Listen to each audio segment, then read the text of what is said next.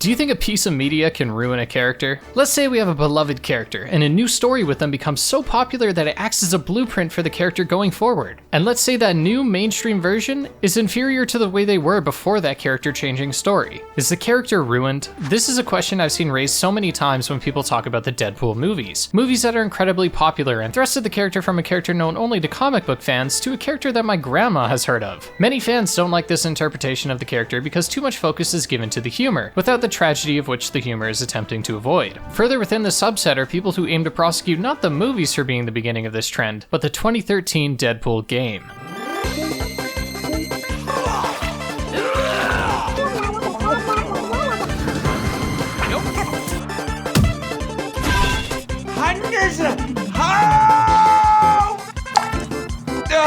Oh, you gotta love the ones that make you sweat. This game is something. But let's get it straight, this is not a proper story game. There's no narrative here deeper than the spandex on top of Wade's disfigured face. Or at least, I'd argue that's the case. With a game like Deadpool starring a character that is almost always aware of where they are, be that a comic, a movie, or game, there's always room to think about the game as a meta piece, with the presentation of the character being in and of itself a critique of the character's state. But we might be getting a bit ahead of ourselves. Let's be real, most of the people who bought this game did because it's the epitome of insane fun. Deadpool is one of the funnier games I've played in a while. Is it a constant stream of gutbusters? Not really. And when the game is hurling punchline after punchline for 5 hours straight, you're bound to have a few stinkers, but there were just as many jokes I genuinely laughed out loud at. While millennial humor is definitely the topic of choice for many of these, some of the jokes are timeless, all the way from cute cutaways to a shockingly topical reference to Dr. Disrespect. He's married? Hope you're not a minor. Some might take issue with the character at hand because, let's be honest, it's hard to fully immerse yourself into the character of Deadpool because he's such a jackass. Sure, he's relatable in some ways, and I see myself and others in him all the time. Look at this, he looks just like me after a farmer's wrap and ice cap. Or me when this video inevitably gets demonetized. Or my dad. Or also my dad. Or me when I try the sponsor of today's video, Manta Sleep. Fun fact about me, I suck at sleeping. I struggle to fall asleep, and more importantly, I struggle to stay asleep. When I wake up in the middle of the night, my brain immediately starts moving and I'm stuck. Simply perceiving everything.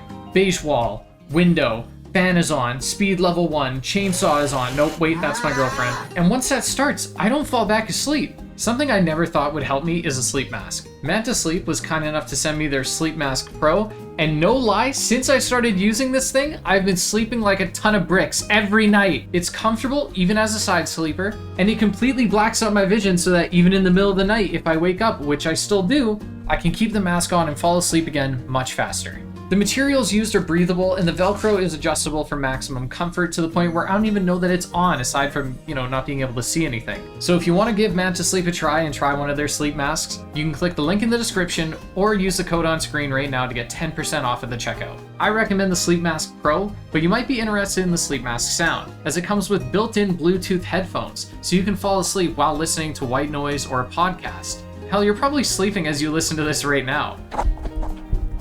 So sweet dreams, and thanks to Manta for sponsoring this video.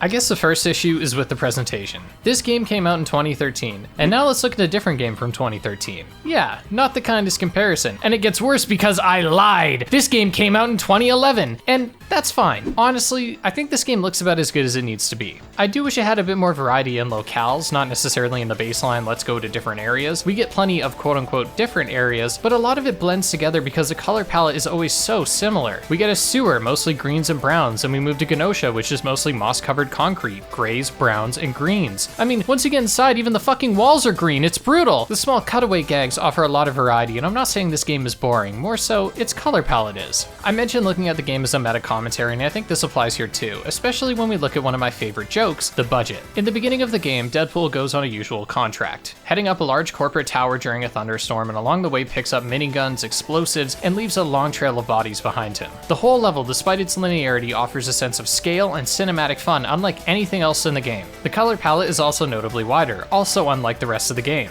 Right as the sequence ends, Deadpool gets a call from High Moon Studios, saying that he's gone way over budget and needs to scale back. This is a fun idea, especially when on a few occasions, Deadpool walks into an unfinished room equipped with poor graphics and T-posing enemies, but the joke almost feels too real. This opening level is so good, and yet, when it really is the best the game has to offer in terms of pacing and production value, the budget joke feels a little less like a joke and more like a grim reminder. And I get it, games have budgets and not every level is created equal, but if their joke is indicative of the very real development, then maybe it shouldn't be there. It could also be a way for High Moon Studios to critique the budget they themselves have, as if to say the character deserves so much more, and they just can't fit that in their budget. Furthermore, it's Deadpool, and during the time the game was released, there was no chance it was getting a similar budget to other characters like Spider-Man, except, well, the story goes that this game had a $100 million budget. What?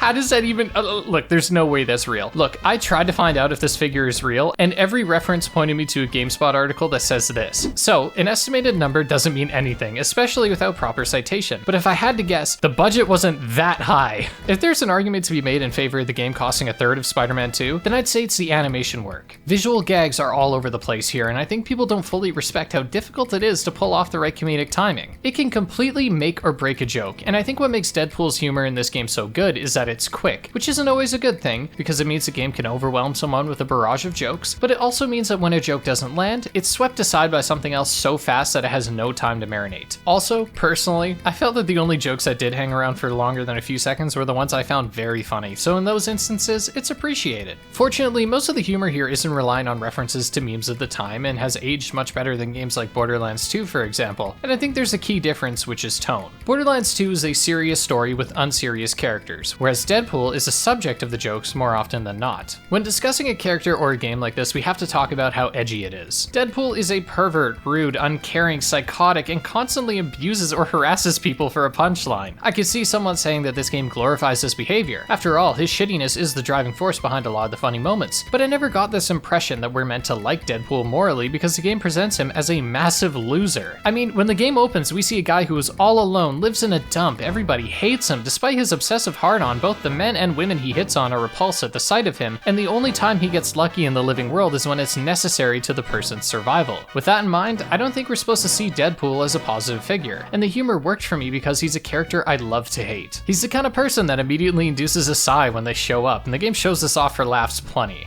You dicks hang out here often? I genuinely love the idea that someone's minding their business and this jackass shows up and now you have to deal with him because he's immortal and not evil enough to warrant superhero intervention, so you just have to put up with the annoyance. This goofiness extends to even the smallest animations. When sneaking up on someone, Deadpool's walk is just stupid, and the takedowns take so much pleasure in the brutality that I can't help but laugh along. Also, what makes the comedy of this game special to me is that it isn't always predictable. Sure, I can assume Deadpool is going to find some way to make light of literally every single thing that happens, but in what way was always surprising, which at best kept me laughing and at worst kept me mildly amused. This humor, which arguably defines the game, is likely what people don't like about the character, and why the game ruined the character, because this game was written by Daniel Way, and according to some forum posts at the time, people really don't like his work. I'll admit, there's a pretty stark difference between pre and post Daniel Way involvement, most notably in the humor and general characterization of Deadpool. Now, disclaimer, I'm not a massive Deadpool fan and haven't kept up to date with all of his comics, but again, I think the differences are severely noticeable. For one, the older comics see Deadpool as still funny, but not because of an inherent insanity per se, but because the majority of his foes aren't a real threat, and the humor is limited to one-liners and situational gags. He's still seen as a bit of a loser, but not because of any immaturity, and the people around him still generally get along with him. The newer versions of Deadpool see him fulfilling the same roles, but now the humor is dialed up to 11. He quips constantly, is made the butt of a joke at every chance, and people around him generally hate him, albeit justifiably. Instead of giving exposition through internal monologues or through chatting with other characters, he now has an internal dialogue with the voices in his head. And I've seen this particular thing cited as being pretentious, but honestly, I don't mind it. It serves the same purpose as a monologue would, and while the whole haha voices in my head thing does get old fast, it still works storytelling wise. But I think the thing that's missing most from Way's issues is Deadpool's intelligence. Deadpool is dumb as hell in these newer comics, and it's great because it leads to funny moments, but it also robs him of his most interesting quality, which is the tragedy behind Deadpool.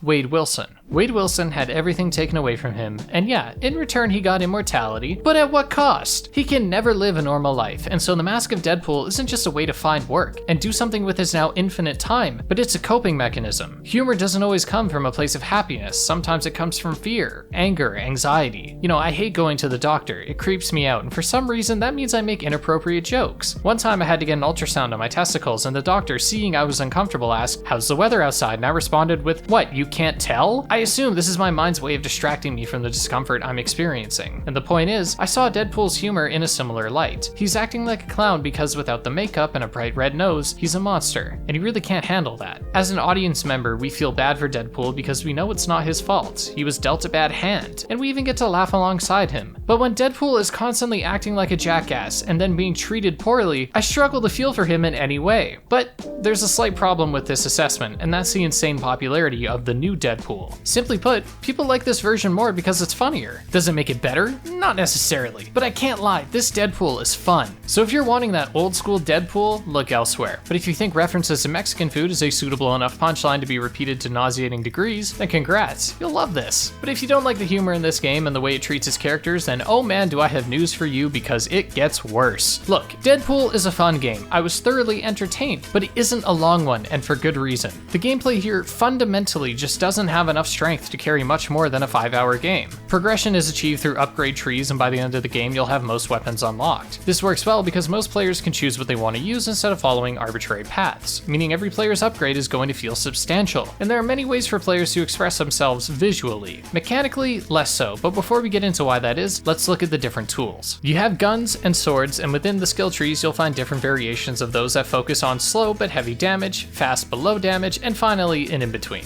The in-between is what you start with: 2 pistols and 2 swords. These will get the job done for every encounter, but there are plenty of reasons to opt for, say, the size, which will do less damage but build up a higher combo. A wide group that requires a lot of bouncing around to stay on top of will be suitable for these, and a single target will require something like the hammers to take down efficiently. Guns follow a similar suit. An SMG or shotgun at close range will melt, but the recoil makes them not ideal for range, which is where the pistols and pulse rifles come in. There are also a series of throwables that can help too. Deadpool points, or DP, are currency used to unlock new weapons, upgrading those weapons and upgrading yourself. Certain weapon upgrades will also be locked behind needing a certain number of kills, but those requirements are always low enough to not be an issue. Most upgrades will be further damage output, with few options being left for the defense, which can become an issue later on. You can collect DP around the different levels, and some enemies drop them too, but the primary means of collecting DP is combat. The more you hit an enemy, the more you take down, and the success at which you do it will influence the amount of points you receive. There's a slight problem, which is that the amount of DP you earn from a combo scales exponentially. This means a wise player can buy the size, only upgrade the amount of DP you receive from them, then find a beefy enemy and keep hitting them, usually stunning the enemy into an infinite combo, and the next thing you know you have a combo of nearly 300 and enough DP to buy multiple upgrades. I call this a problem very loosely because while this does allow players to fully streamline progression, it doesn't result in any imbalance difficulty-wise because, believe it or not, the most important thing in this game is not damage taken or given, but positioning. Especially during the later levels, positioning yourself somewhere that allows you to isolate enemies and control just how much lead is flying your way will be integral to survival. Ironically, because this guy's a glass cannon, Deadpool dies very quickly and a head-on approach doesn't reward you. So instead you need to take cover where you can, prioritize which enemies to take down first, and play around any health regenerating abilities you have. Once again, the size come in clutch because there's an upgrade that regenerates some of your health bar for every 4 hits from a combo, and the size make that insanely easy. You know, I didn't use it that much in my playthrough because I wanted to experiment as much as I could, but the size really do break the game.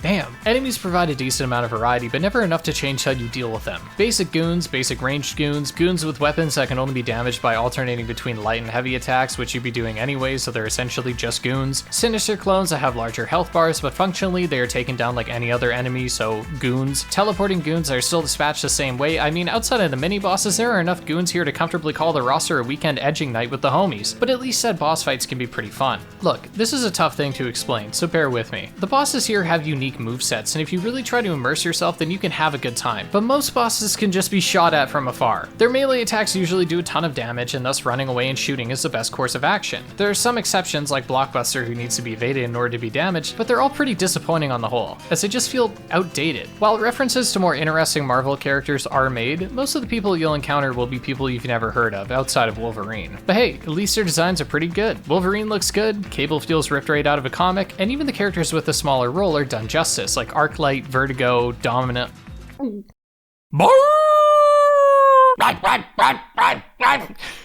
Deadpool himself genuinely looks perfect here too, and while I'll admit it's not hard to just bring the design from the comics over, at least he didn't show up with exposed hair and fucking Adidas. I know, I need to let it go, whatever. Point is, the heroes, villains, and everywhere in between are designed well. And you might be asking yourself, what does this have to do with the boss fights? And my answer is absolutely nothing. I'm trying to avoid talking about them. The boss fights aren't fun, they're only entertaining, and they are only that because they break up the monotony. Repetition is the name of the plague here, and it's all over the game. Fighting the same enemies over and over, using the same abilities over and over, and you'll never guess what the final boss fight is.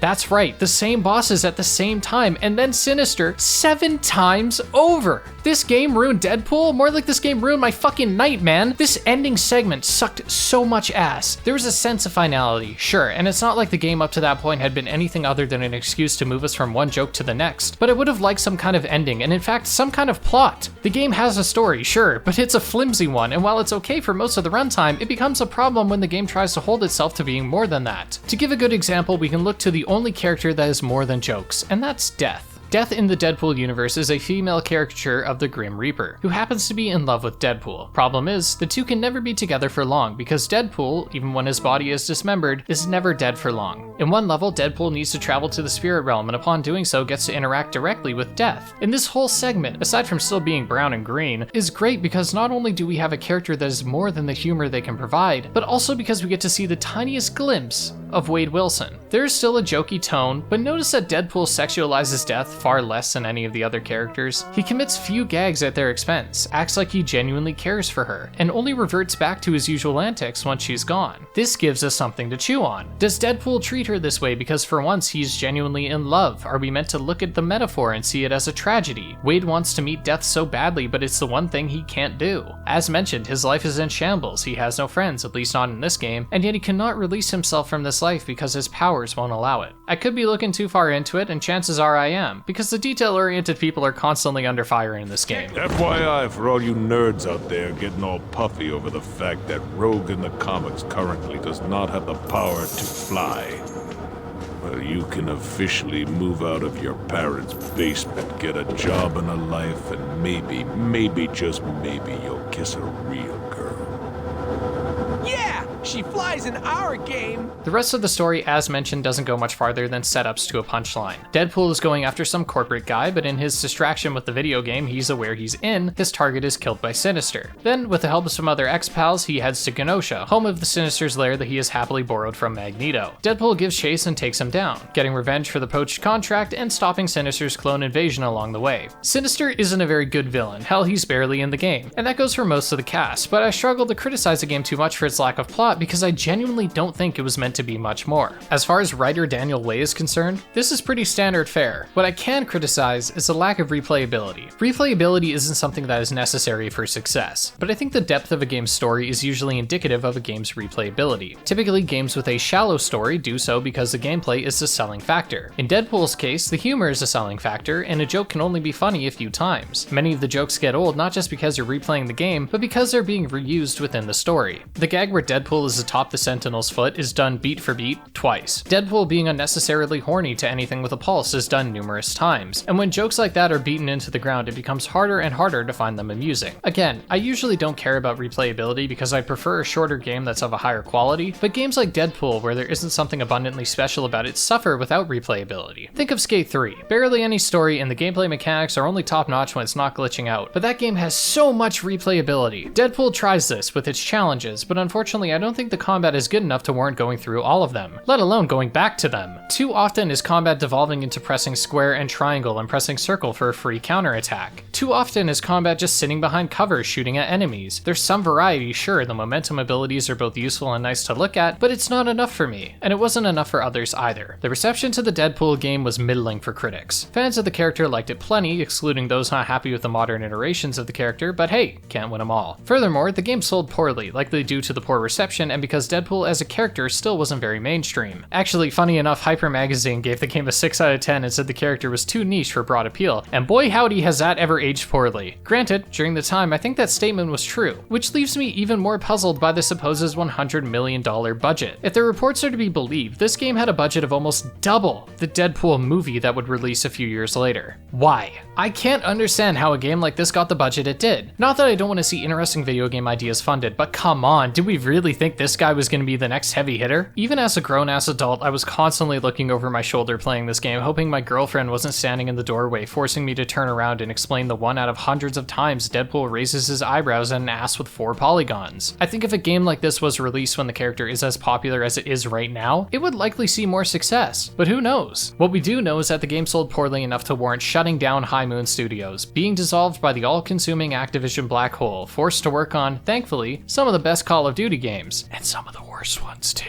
So to come back to the beginning question, did this game ruin Deadpool? Not a chance. Look, if we want to talk about the way this game portrays the character, we can call it a byproduct of Daniel Way's work in the comics. If we want to say this game pushed the character's popularity, I can concede that only to the extent at which the game was popular, which, outside of the very small number of fans on the internet, it wasn't very popular. Instead, I think what happened to Deadpool is something that happens to a lot of characters and even people for that matter. When something is small, that piece of art, whether a comic, game, or any other form of art, has more room to be experimental because it is largely made with the assumption that not many people will see it. Writer of the first comic run, Joe Kelly, even stated that with Deadpool, we could do anything we wanted because everybody just expected the book to be cancelled every 5 seconds, so nobody was paying attention and we could get away with it. They were fully under the assumption that this would be canned at any minute, so they were free to go wherever they wanted. Once Deadpool became more popular, he became more sanitized because there was a bigger budget behind it. There was a larger amount of eyes on it, and thus, it needed to be safer as to not alienate their newfound audience. Or in the case of Way's contributions,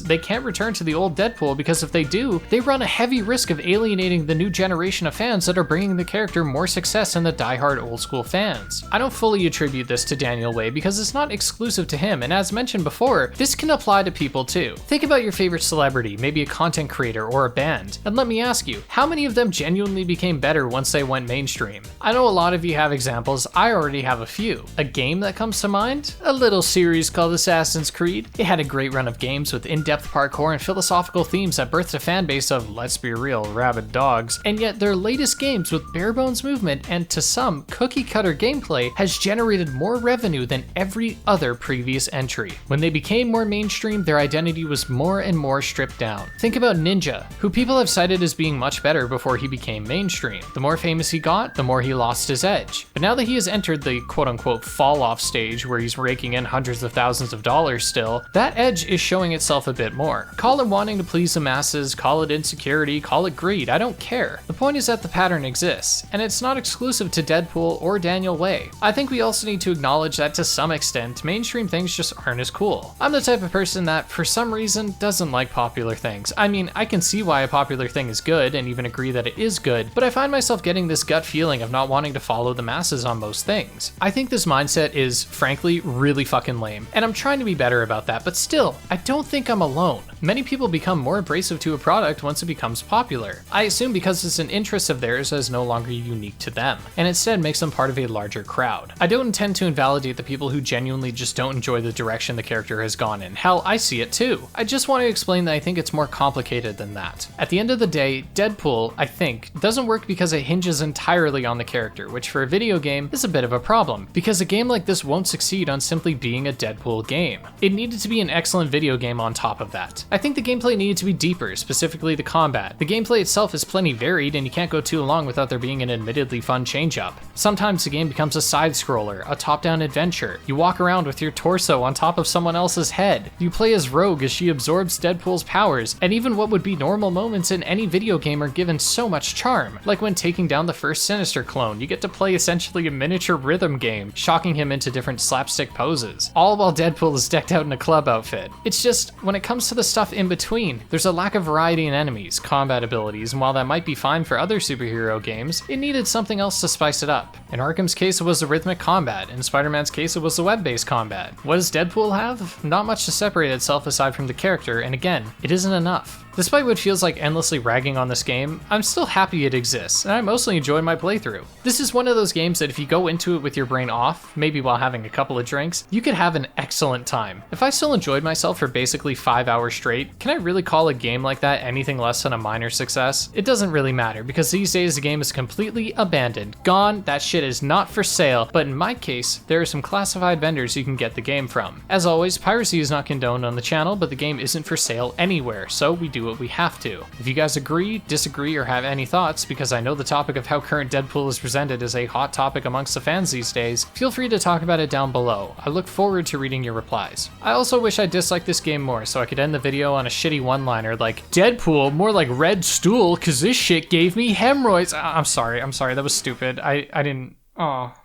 I'm sorry. Hello everyone, thank you for watching this video. I'll try to keep this outro short because the video itself was short. Just want to give an update. I mentioned in my Forspoken video that I had a minor concussion and a few of you were very concerned. There's nothing to be concerned about. Recovery has been going decently enough. I think I jumped back to work a little too soon because right now I'm kind of back to square one, but I'm taking it easy. I'll be fine. And just want to say thank you guys so much for watching. Thank you for supporting me on Patreon. We got a bunch of new patrons with the Forspoken video, so I'm really, really grateful for that. If you want to get access to these videos early, you can of course jump on the Patreon as well. And you'll even get your names on screen. Like, look at these guys. Aren't they cool? You can also follow me on Twitter for updates on videos, though I'm pretty good. I'm trying to get better at updating you guys via the community tab as well. And yeah, just want to say you have my gratitude. I hope you're all having an excellent summer. Hope you're all getting out in the sun. Lord knows I'm not. I fucking hate that thing. And yeah, I'll be seeing you guys in the next one. Next video is no idea. I don't know. I don't know what's next. I'm flying by the seat of my pants right now because I got finals. So yeah, love you guys. Take care.